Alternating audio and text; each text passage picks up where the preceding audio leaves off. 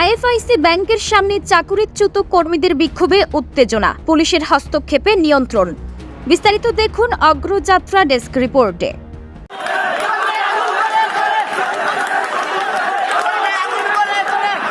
পুরানা পল্টনের আইএফআইসি ব্যাংকের প্রধান কার্যালয়ের সামনে আজ দুপুরে চাকুরিচ্যুত অফিসাররা তাদের চাকুরি পুনর্বহালের দাবিতে বিক্ষোভে অংশ নেয়। প্ল্যাকার্ড ও ব্যানার হাতে শতাধিক চাকুরিচ্যুত কর্মী ব্যাংকের সামনে জড়ো হয়ে মানববন্ধন ও স্লোগানে প্রতিবাদ জানিয়েছেন। প্রতিবাদরতদের দাবি, চাকরি ফিরে চাই, ন্যায় বিচার চাই।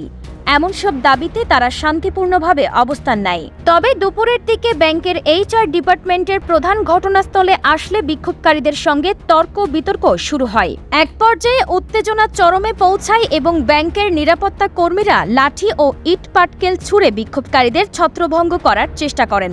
এতে অনেকেই আহত হয়েছেন বলে অভিযোগ রয়েছে।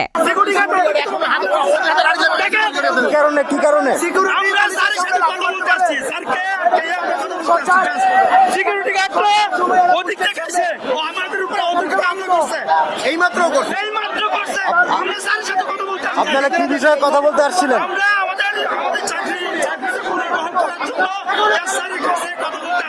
আমরা আন্দোলনে ছিলাম, আমরা এখানে এসেছি স্যারের সাথে কথা বলার জন্য, সমঝোতার জন্য। আপনাদের চাকরি পুনর্বহালের জন্য আসছিলেন? সেই ক্ষেত্রে আসছি, আমরা তার সাথে কথা বলছি, কিন্তু তাদের সিকিউরিটিরা অতর্কিতভাবে আমাদের হামলা করছে। আমরা কোনো কিছু জানি না, লাঠি ছোটা নিয়ে এবং তারা এমনভাবে মারছে, আপনারা আমাদের ভিডিও ক্লিপ আমরা নিজেরাই দেখেন। ঘটনার সময় এক নারী প্রাক্তন কর্মী হৃদরোগে আক্রান্ত হয়ে মাটিতে লুটিয়ে পড়ে। তাকে আশঙ্কাজনক অবস্থায় দ্রুত হাসপাতালে নেওয়া হয়েছে। পরিস্থিতি উত্তপ্ত হয়ে উঠলে পল্টন থানা পুলিশ ঘটনাস্থলে এসে পরিস্থিতি নিয়ন্ত্রণে আনে। পল্টন থানার এক দায়িত্বশীল কর্মকর্তা জানিয়েছেন, আমরা দ্রুত ঘটনাস্থলে গিয়ে উভয় পক্ষকে শান্ত করি এবং পরিস্থিতি নিয়ন্ত্রণে আনার চেষ্টা করি। বিষয়টি তদন্ত করে দেখা হচ্ছে। ওনারা হামলা করছে, ডিএমডি আসাদ স্যার এবং এইচআর হেড আমির স্যার ওরা মারে রক্তাক্ত করে দিচ্ছে। সেই জন্য আপনার প্রতিহত করার জন্য এখানে দাঁড়াইছি।